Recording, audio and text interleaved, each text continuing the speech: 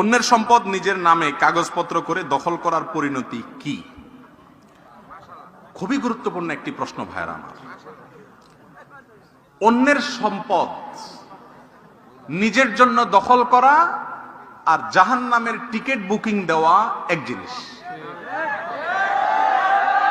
রাসূল করিম সাল্লাল্লাহু আলাইহি সাল্লাম বলেছেন, এক বিগত সম্পদ যদি কেউ কারোর আত্মসাৎ করে, কিয়ামতের ময়দানে আল্লাহ রাব্বুল আলামিন তার গলায় 7 তবক জমিন ঝুলিয়ে দিবেন, ধসাতে থাকবেন তাকে।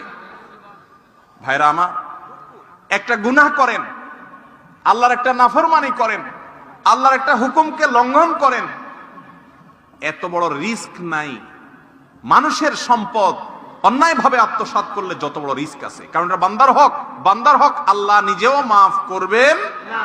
আর কিয়ামতের দিন দুনিয়াতে যদি কারোর সম্পদ আপনি আত্মসাৎ করেন, কৌশলে নিজের নামে লেখায় নেন, আইল ঠেলে জায়গাটা বাড়ায় নেন, আছে না নেই? দেশ থেকে ভাই টাকা পাঠাইছে, আপনি কৌশলে আপনার নামে জমিটা নিয়ে নিছেন, আছে না নাই?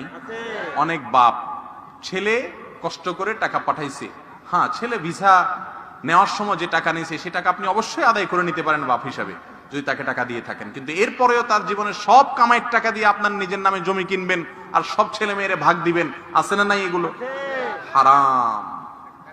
দুনিয়াতে ওই ছেলে কিছু হয়তো বলবে না, চক্ষু লজ্জায় পড়ে বাপে করছে। কিয়ামতের ময়দানে বাপ সন্তান কেউ কাউকে চিনবে না। ইয়াউমা ইয়াফিরুল মারউ মিন আখিহি ওয়া উম্মিহি ওয়া আবিহি। ভাইরা, কেউ কাউকে ছাড় দিবে না।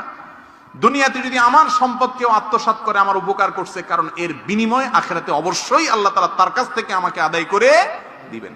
রাসূল করিম সাল্লাল্লাহু আলাইহি সাল্লাম বলেছেন, আতাদরুনা মাল মুফলিস, তোমরা কি জানো সবচেয়ে অভাবী মানুষটা কে?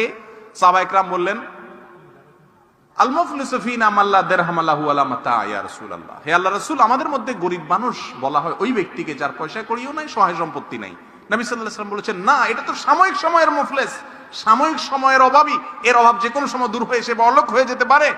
আসল মুফলিস আর অভাবী সেই লোক যে অনেক আমল, অনেক ওয়াজ মাহফিল শুনছে, দায় রাখছে, নামাজ কালাম পড়ছে, অনেক ইবাদত করে কিয়ামতের ময়দানে উঠছে, এরপরে দুনিয়াতে কারোর জমি মারছে, অন্যায়ভাবে আত্মসাৎ করছে, জাল দলিল করে নিছে, আইল ঠেলে জমি বাড়াইছে, বিভিন্ন ভাবে আত্মসাৎ করছে, বোনের হক বাপের সম্পত্তিতে আছে দেয় নাই, ফুফুর হক দাদার সম্পত্তিতে আছে দেয় নাই, বিভিন্ন ভাবে আত্মসাৎ করছে, স্ত্রীর মহারণা পরিশোধ করে নাই, বান্দার হক দেয় নাই।